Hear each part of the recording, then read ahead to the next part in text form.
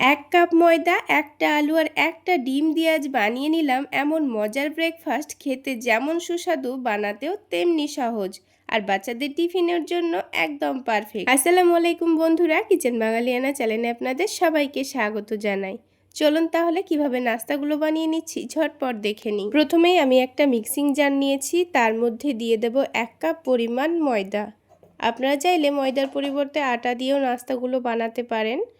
এবার এই ময়দার মধ্যে দিয়ে দিচ্ছি একটা ছোট সাইজের সেদ্ধ আলু। আলুটাকে আমি মধ্যে থেকে কেটে সেদ্ধ করে নিয়েছিলাম। তারপর দিয়ে দেব একটা কাঁচা ডিম। তো কাঁচা ডিমটা একটা বাটির মধ্যে ফাটিয়ে নিয়ে দেওয়াই ভালো, যদি ডিমটা খারাপ হয় সেক্ষেত্রে ময়দাটা নষ্ট হয়ে যেতে পারে।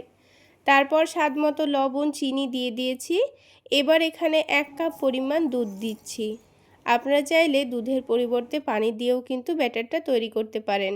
এইভাবেই কিন্তু আমি সময় বাঁচাতে ঝটপট মিক্সিং জারে ব্যাটারটা তৈরি করে নিচ্ছি, তাহলে আলু গ্রেট করারও কোনো ঝামেলা থাকবে না, ব্যাটারটা অনেকক্ষণ ধরে ফেটানোরও কোনো দরকার নেই, একদম ঝটপট হয়ে যাবে।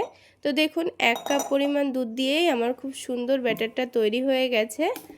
তো এই ব্যাটারটা এবার আমি এখন সাইডে রেখে দেব। আর ব্যাটারের একটু ঘনত্বটা আপনাদের কাছ থেকে দেখিয়ে দিচ্ছি, দেখুন ঠিক এইরকমই ঘনত্বের একটা ব্যাটার রেডি করে রাখতে হবে।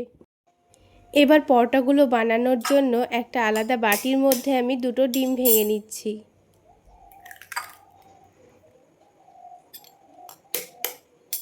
আপনারা যদি পরোটাগুলো বেশি করে বানাতে চান তাহলে ডিমের পরিমাণটাও কিন্তু বাড়িয়ে নিতে হবে। তো আমি যেহেতু এখানে 3টা পরোটা বানাবো, সেই জন্য 2টো ডিম ভেঙে নিয়েছি। ডিমের মধ্যে মিহি করে কুচনো পেঁয়াজ দিয়ে দিচ্ছি, ঝালের জন্য কাঁচামরিচ কুচি দিয়েছি আর ধনেপাতা কুচি দিয়ে দিয়েছি। স্বাদ মতো লবণ দিচ্ছি, একটু গোলমরিচের গুঁড়ো দিয়ে দিচ্ছি, আর তার সাথে টেস্টটা যেন খুব সুন্দর আসে সেই জন্য চাট মশলা দিয়েছি। এবার সব কিছু ভালো করে ফেটিয়ে নিতে হবে, মশলাগুলো যেন ডিমের সঙ্গে খুব ভালোভাবে মিশে যায়। তো দেখুন খুব সুন্দর করে ডিমটা ফেটিয়ে নেওয়া হয়ে গেছে। এখন প্যানের মধ্যে দিয়ে দিচ্ছি 2-3 ফোঁটা তেল। তেলটাকে প্যানের চারিদিকে খুব ভালো করে ছড়িয়ে দিচ্ছি। নাস্তাগুলো বানানোর জন্য কিন্তু খুব বেশি তেলেরও প্রয়োজন হয় না।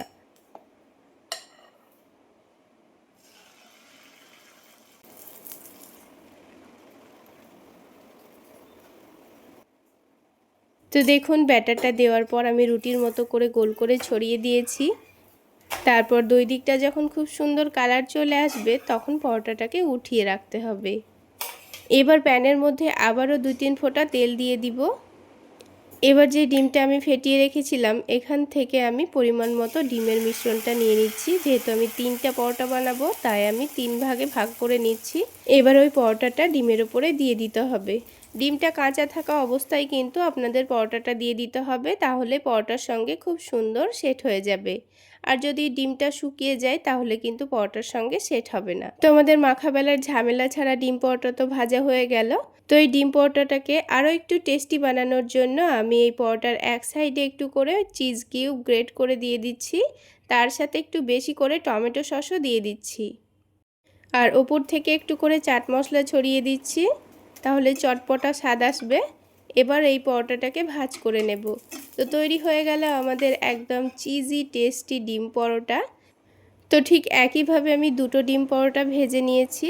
চলুন আপনাদের বোঝার সুবিধার জন্য আমি আপনাদের আরও একটি ডিম পরোটা ভেজে দেখাই। সত্যি বলতে বন্ধুরা এত খেতে টেস্টি হয়, একবার বানিয়ে না খেলে কিন্তু এর স্বাদ কখনোই বোঝানো যাবে না। তার জন্য আপনাদের বানিয়ে খেতে হবে। আর বন্ধুরা যেহেতু এই ব্যাটারের মধ্যে সেদ্ধ আলু, ডিম, দুধ সব কিছুই দেওয়া আছে, তাই পরোটাগুলো কিন্তু ভীষণই টেস্টি হয়। আমার রিকোয়েস্ট রইল একবার হলেও আপনারা বাড়িতে বানিয়ে খেয়ে দেখবেন, দারুণ লাগবে।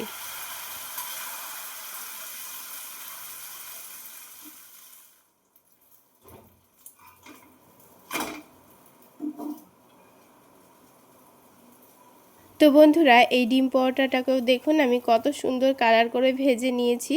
সবশেষে একটু করে চিজ আর এই তো টমেটো সস আর চাট মশলা দিলেই কিন্তু আমাদের ডিম পরোটাটা তৈরি হয়ে যাবে। তাহলে বন্ধুরা আজকের এই মাখাবেলার ঝামেলা ছাড়া খুবই অল্প সময়ে তৈরি ডিম পরোটা রেসিপিটা আপনাদের কেমন লাগলো অবশ্যই কমেন্ট করে জানাবেন।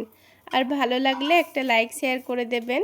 আর আমার এই সহজ রেসিপিগুলো যদি ইউটিউব চ্যানেল থেকে দেখে থাকেন চ্যানেলটি সাবস্ক্রাইব করে দেবেন, আর ফেসবুক পেজ থেকে দেখে থাকলে পেজটি ফলো করে দেবেন। তো চলুন একটা পরোটা এবার আমি আপনাদের ভেঙে দেখাই। এর ভেতরটা দেখুন, দেখতে কতটা লোভনীয় হয়েছে। আর দেখুন কতটা নরম তুলতুলে, মুখে দিলেই মিলিয়ে যাবে, এতটাই দুর্দান্ত টেস্টের হয়। এবার আমি আমার মেয়ের টিফিন বক্সে পিস পিস করে দিয়ে দিচ্ছি, সাথে একটু কেকও দিয়েছি আর তার সাথে একটু করে লেবু দিয়ে দিয়েছি।